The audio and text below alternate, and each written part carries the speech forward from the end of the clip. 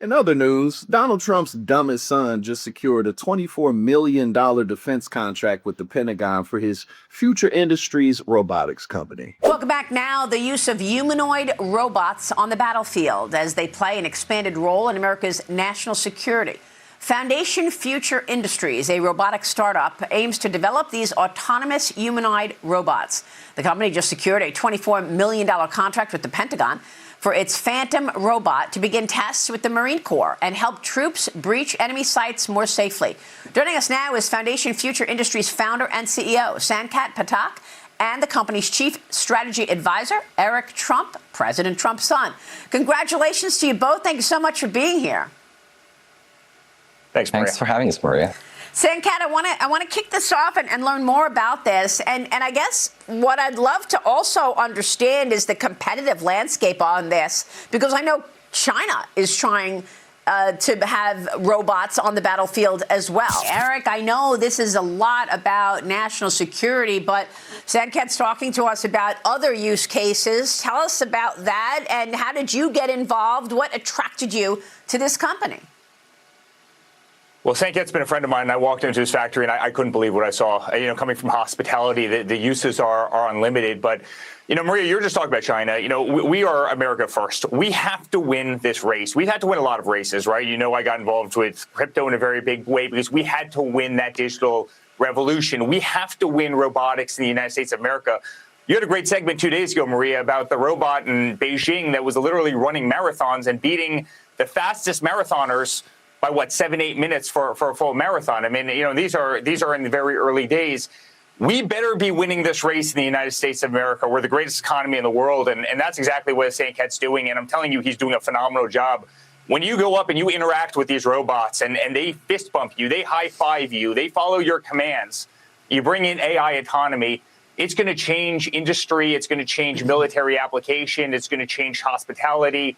The uses are unlimited, and I think it's a very beautiful thing, but we must win this race. Anthropic was pushing back on using autonomous weaponry without a kill switch or a human at some point, you know, turning it off. Your thoughts on that, and whether or not there are guardrails that need to be in place here? I think there for sure need to be guardrails in place here. My understanding of the situation is the Pentagon actually has been quite responsible in using these technologies well. There are scenarios where you would need almost no human in loop. However, majority of the scenarios are not that. And from everything that we've heard, Pentagon is actually not pursuing non-human in loop applications in a big way. Having said that, there are some applications where you want instant response times. For instance, the Iron Dome. You cannot wait for a human to approve all of the reaction times, because the likelihood that if you do not act, there's 100% casualty is quite high. So I think the argument that Anthropic made, I think kind of was not right. I think it was kind of like falling flat on the face, because I thought what Pentagon was saying was quite reasonable, which is there are scenarios where we would have to be able to rapidly deploy and use these technologies, and we cannot always be calling a CEO of a company to ask for permission before we do it. If you want to know why between Donald Trump Jr. and Eric Trump, it's always Eric Trump who's depicted as being the dumb one, it's stuff like this. He went on Fox News to brag about how his company got a contract with the Pentagon worth $24 million. Yeah, it's corrupt and it's sleazy and it's awful and it shouldn't happen, but it's also just really pathetic. I mean, last year, the Pentagon's discretionary budget was $841.9 billion. $24 million is just 0.003% of that. I mean, it's actually even less. I rounded up for him. You're welcome.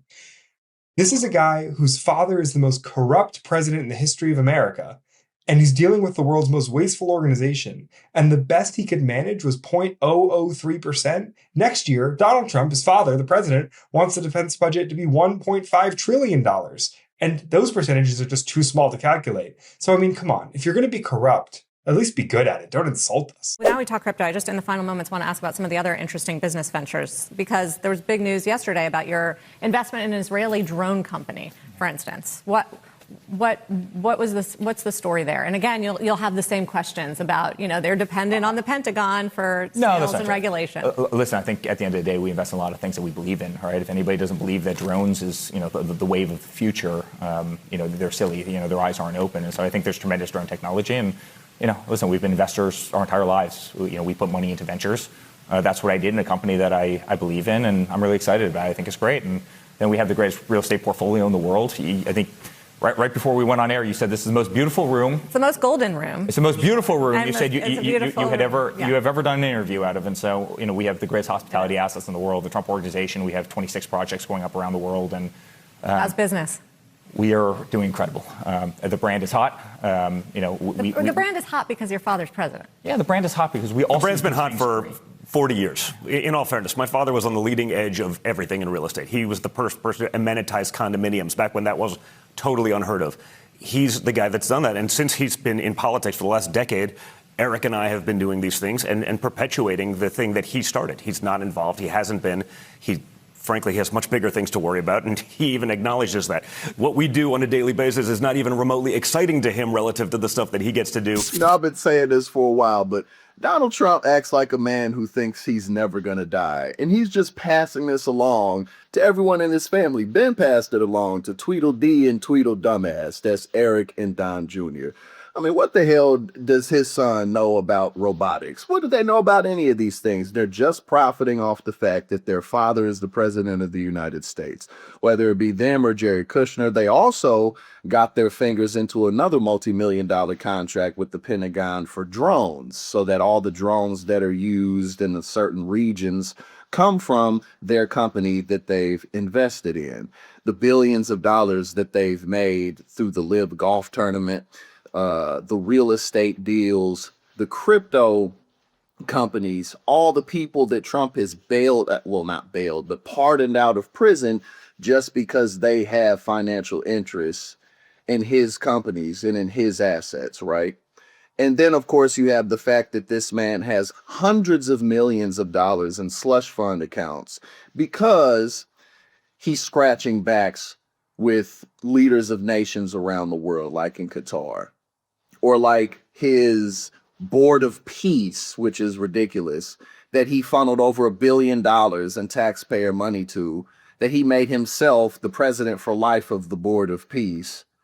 And he has personal control over that account. So it's just, again, like, you couldn't make this up in a comic book. It's amazing, but this is real life.